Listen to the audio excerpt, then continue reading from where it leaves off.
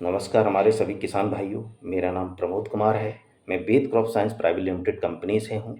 आज हम आप लोगों को बताते हैं कि हमारी फसल के लिए कितने पोषक तत्वों की ज़रूरत पड़ती है। तो हमारे किसान भाइयों, हमारी फसल के लिए 16 पोषक तत्वों की ज़रूरत पड़ती है। वो 16 पोषक तत्व कौन कौन से हैं, मैं आपको बता रहा हूँ।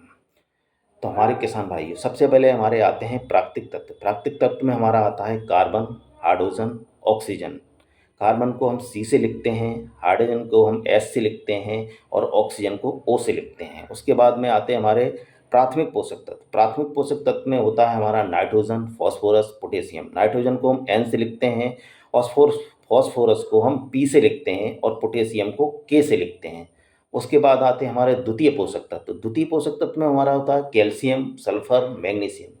कैल्शियम को सी ए से लिखते हैं, सल्फर को हम एस से लिखते हैं, मैग्नीशियम को हम एम जी से लिखते हैं।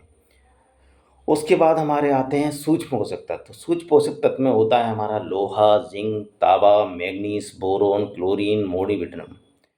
तो लोहे को हम Fe से लिखते हैं, जिंक को Zn से लिखते हैं, तांबा को Cu से लिखते हैं, मैग्नीज को Mn से लिखते हैं, बोरोन को B से लिखते हैं, क्लोरीन को Cl से लिखते हैं, मोलिब्डेनम को हम MoV से लिखते हैं।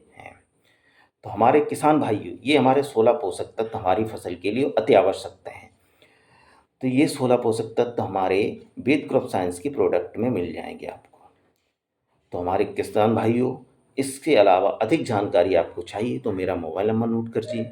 मेरा मोबाइल नंबर है 8077688498। धन्यवाद हमारे सभी किसान भाइयों को।